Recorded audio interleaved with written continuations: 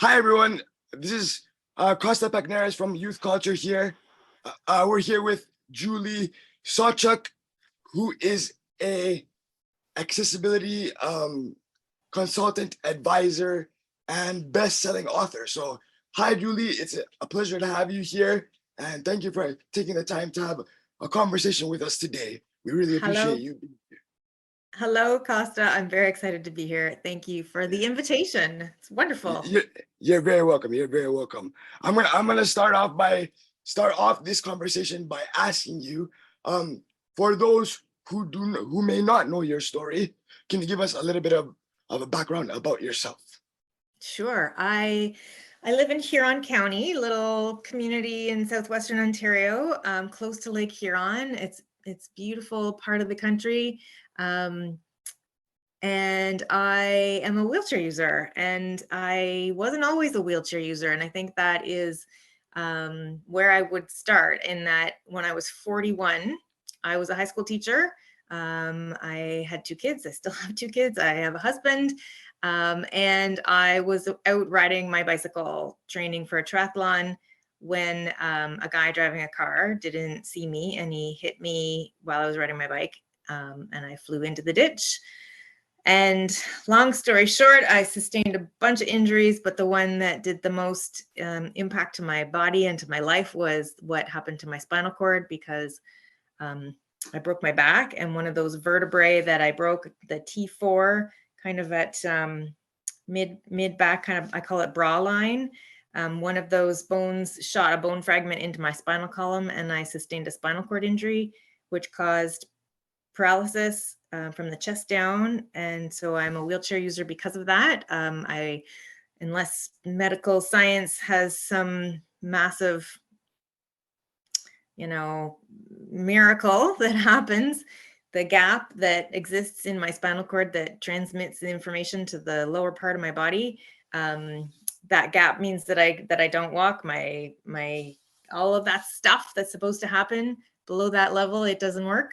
And I became a wheelchair user in the blink of an eye. So I went from being able to do everything, anything, anytime, to not. All right. I'm gonna be honest here. When I first heard your story and what happened, I myself kind of got emotional, because in a relatable way, I live with cerebral palsy, which is another physical disability that happens because of a lack of oxygen to a person's brain. So when I heard your story, I kind of got emotional, and it's kind of difficult, because you think about I was born with cerebral palsy, so the difference between living your whole life with a disability and having to transfer everything to living with a disability when you didn't have one previously is kind of something emotional to think about, but it's also relatable because I live with a disability myself, so I kind of know what you've gone through throughout these several years. So trust me, I'm with you, and I know exactly how it feels. Costa, So I think that's a really valuable place to start, because with the work that I do now as an accessibility consultant, the thing that I try to get across to the people that I'm working with is that I'm able to remember what it was yes, like to be able to do anything at any time. And then I see where I'm at now, and not being able to do all of those things. And but knowing the feeling that comes with being able to do whatever you want whenever you want, right? And so yeah, what I'm trying to get is for people that don't have a disability, that don't identify with our stories, to yeah, see that there is this massive gap in and that it's because of the way we build our environments and we design our services, that if we could have that understanding of the joy that comes of being able to do the things that you want to do, and help people see that, then I think we would have more connections and more accessible infrastructure and more accessible services, all of that stuff. And so I try and take that, like, gosh, we could do this if we just thought this way. Yeah, I agree. I agree with you wholeheartedly there. So just to track back a little bit. So what were some of the challenges you faced while waiting for your accessible space to be completed? Yeah. So when I came home from hospital, I spent 3 months in hospital, and I came home to my 10-acre farm in Huron County here, 10 acres on a gravel driveway with a 115-year-old farmhouse that we were living in. And I mean, that's the absolute definition of inaccessible. So living in that old farmhouse, it sucked a whole bunch of my energy. Slopey floors, stairs to the bedrooms, bathroom that was too small for my mobility devices, kitchen that wasn't accessible. So just all of the things that involve, life and family and cooking, and all of the things that you have to do were all extra challenging because of the lack of accessibility in that home. So it was kind of a waiting game in terms of, what was life going to be like living in an accessible home, because we were designing and building one all through that, I don't know, 3.5 years, I think it was. And trying to be patient and trying to wrap my head around what this life with a disability was going to be like, how I was going to pursue and keep going. It was incredibly challenging. I mean, I don't have many, just relating back to myself, I don't have many accessible things in my house. The only thing I have is in my garage. I have a ramp. My dad built a ramp to help me go up the ramp into my house. So that's the only thing I have that's accessible in my house. And as I've gotten older, I've been thinking of ways to make all my spaces accessible. And it's just I guess not to say this, but not that it always comes down to this, is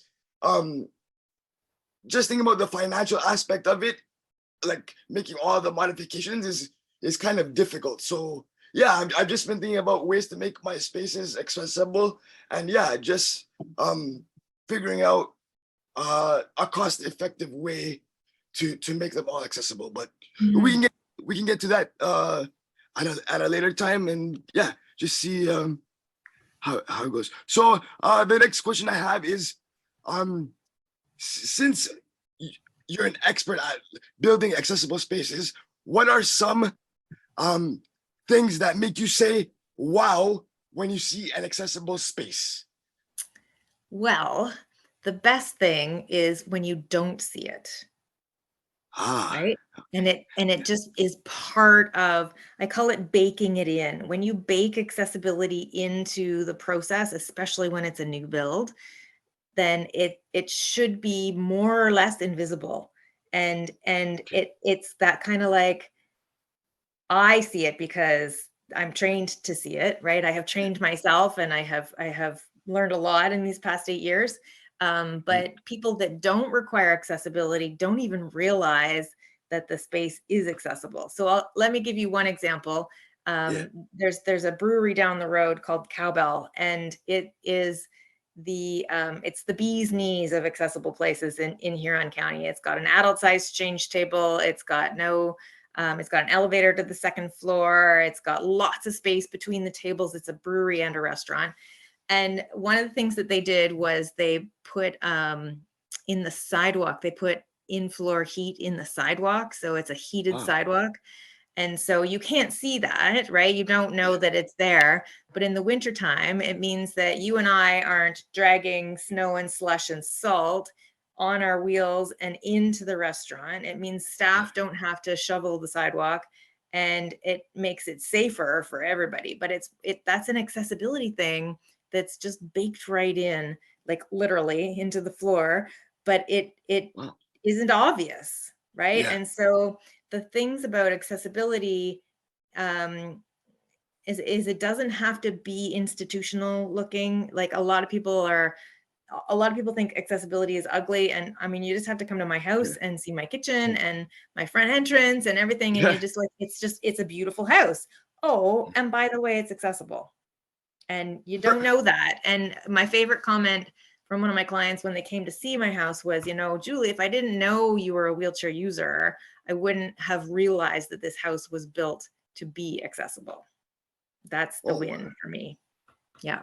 wow. That's a great explanation, actually, because you're right. People make an effort into making their spaces seem like they're accessible, and maybe they are, but like you said, the point is for everybody not to realize that it's built for accessibility. That's Yeah. that's the point right there.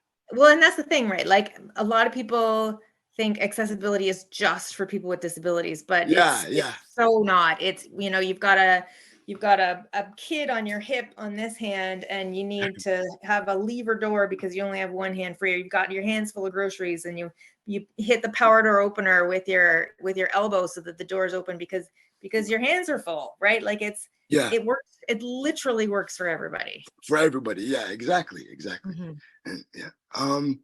So what are some vital aspects to an accessible space? And I think you went through some of them here, but are there something like you expect to have in a especially accessible space that you think is 100% needed, or some things? Yeah.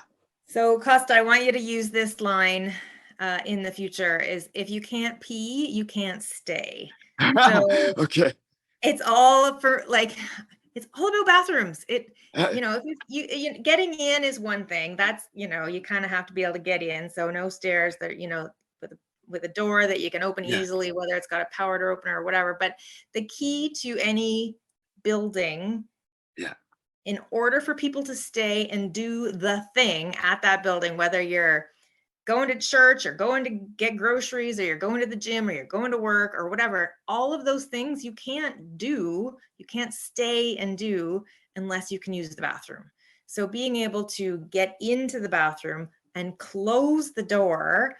I had a recent experience in an accessible bathroom, and that's with my air quotes, right? Where I could get into the bathroom and I could get into the stall, but I couldn't close the stall door because the stall wasn't big enough for my wheelchair and the door because it swung into the stall. So, and that was in a restaurant that claimed to be accessible. And on their website, they said that they were accessible, right? And the door, it says accessible bathroom. And anyway, so if you can't empty your bladder, you can't stay, you can't drink beer, you can't eat because you can't use the bathroom. So that is the most important seat in the house. It is the most important room in the space, because everybody, no matter what their body is like, everybody has to go to the bathroom.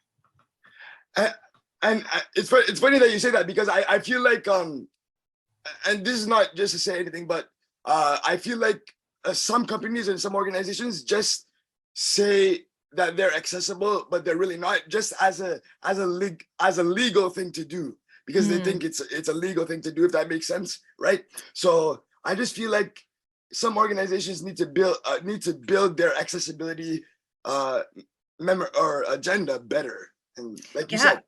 And their awareness too, right? The staff at this particular restaurant, they were like, "What do you mean it's not accessible?" And I actually took the staff into the bathroom with me and I said, this is my experience. Like, I can't actually close the door and use the toilet. And they were like, "Oh, if I hadn't seen this, I wouldn't have believed that we weren't accessible." And it's because they don't need the accessibility themselves that they didn't realize that it's actually not accessible. So it's about education and awareness and communication. That is really what it comes down to when making a space accessible. I agree. And a few weeks ago, speaking of accessible bathrooms, I actually downloaded your Building Better Bathrooms book. So awesome. I think it was in ebook format. So I downloaded it, and I started reading it, and I'm gonna complete it very, very soon, because I like I said, I live with a disability, and I think that your advice in that book will help me build a better bathroom for myself. So And thank I'd you. love to help you do that too. So when Yeah. you're done the book and you want to chat, let's chat. All right, all right. Most definitely, most definitely, yeah. Because you're right, bathrooms are very important, especially for us with disabilities. So have you ever? Just one more question. Have you ever designed accessibility space for somebody with cerebral palsy? I was thinking about that, and I have not specifically worked with a client with cerebral palsy. I have Okay. worked with some families that that their kids have sort of like complex genetic um, disabilities, not specifically like CP, but Yeah. the importance of being able to give their kids access and independence in their homes.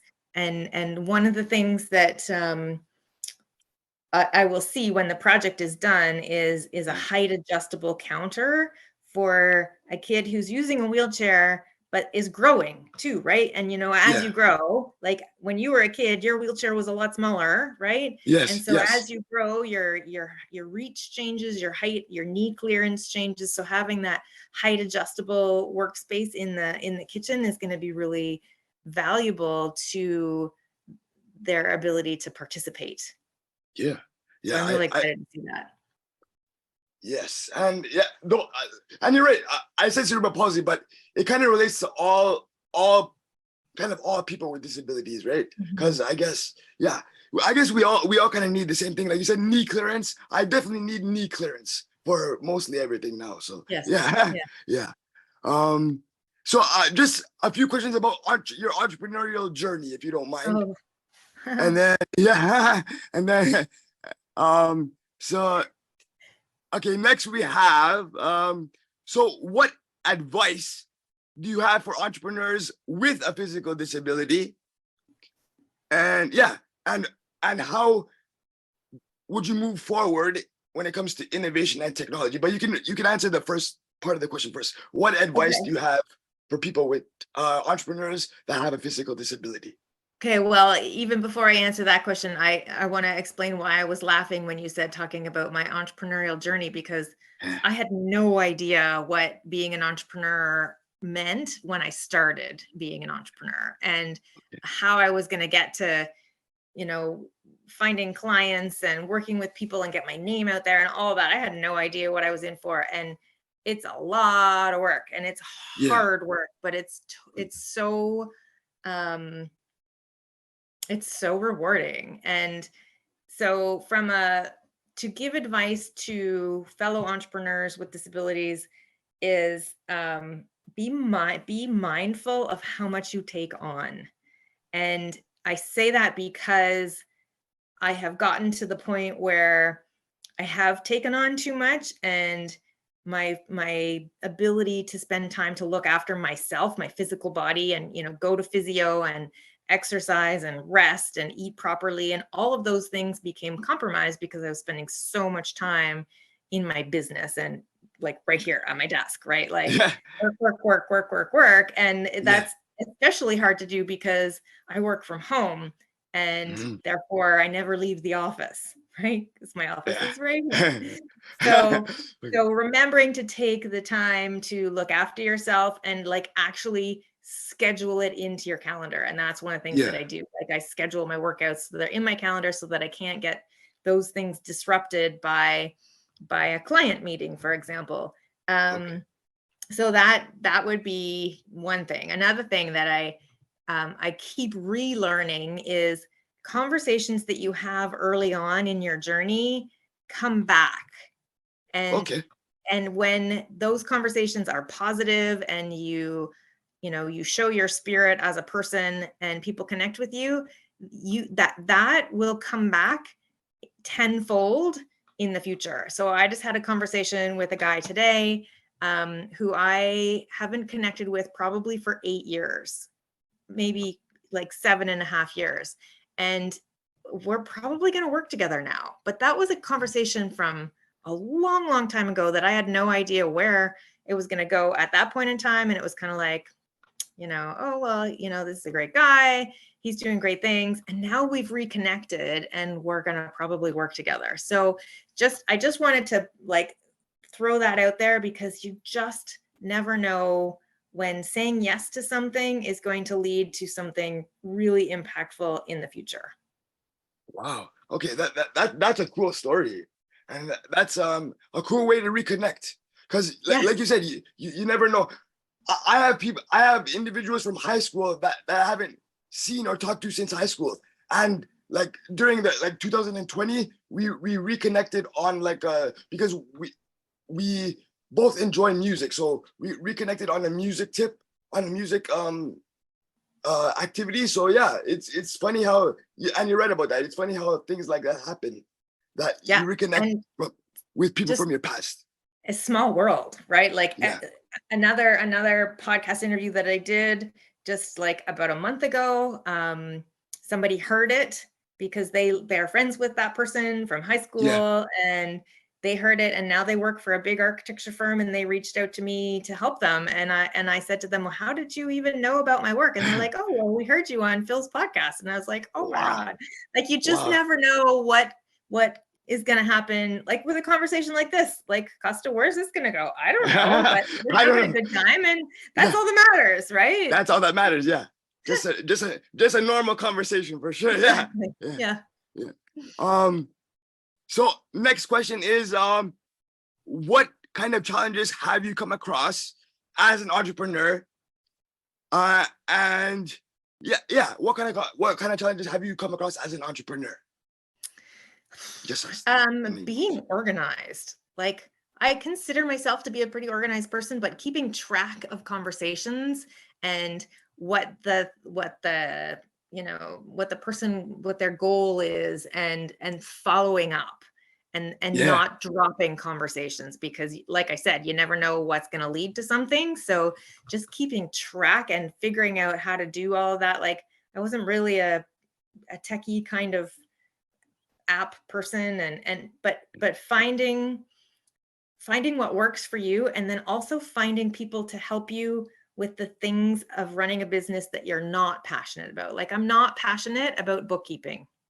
But as an entrepreneur, right? As an entrepreneur, you need to keep books and pay taxes and, do all of that stuff. So you find the person who that is their passion, and they want to work with you, and then you become a little bit of a team, and then those things get looked after, and you can focus on doing the part of the work that you love doing. So that's what I try to do, is find team members. They don't they're like contract working, right? They're not working for my business, but they are helping me with my business. So that's a special part of being an entrepreneur, is finding team members. Right. So I don't know if you see me smiling here and all that, but the reason why I'm smiling is because we have so many things in common. Like I feel like, and I don't know how other people feel about this, but I feel like I have my hat in so many rings that I actually can't keep up with the things that are going on around me, right? Yeah, totally. So yeah, that's another thing that we can both relate to. Trust me on that. And that's why you see me smiling, because this is actually one of the, if not the best conversations I've had. So thank you again for being here, and this conversation was very enlightening, and it taught me a lot about everything. So yeah, I appreciate the fact that you're here today. And just as a wrap up, how can people connect with you? Oh, absolutely. Yeah. So you just have to spell my name right. And that's the tricky part, is my last name, Julie. Last name is Sawchuk, Sawchuk. And it's juliesawchuk.ca is my website. And everything you need to know is right there. Find me on Instagram. I am the Julie Sawchuk. Find me on LinkedIn, where I am Julie Sawchuk. And Kosta, you'll appreciate this. I have a special thing that I do every Tuesday called Toilet Tuesday. And I talk about accessible bathrooms, and lots of people follow me just for Toilet Tuesdays. Just for that, okay. All right. Aspartame these days. I- Yeah. I'll definitely be following. I'll definitely be following that. Yeah, Awesome. for sure. All right, Julie. It was an honor to speak to you today, and thank you for being here today with us. It was an absolutely enlightening and incredible conversation. So thank you very much, Kosta. and enjoy the rest of your day. Thanks so much for having me. Take care. No problem. You too. Bye now.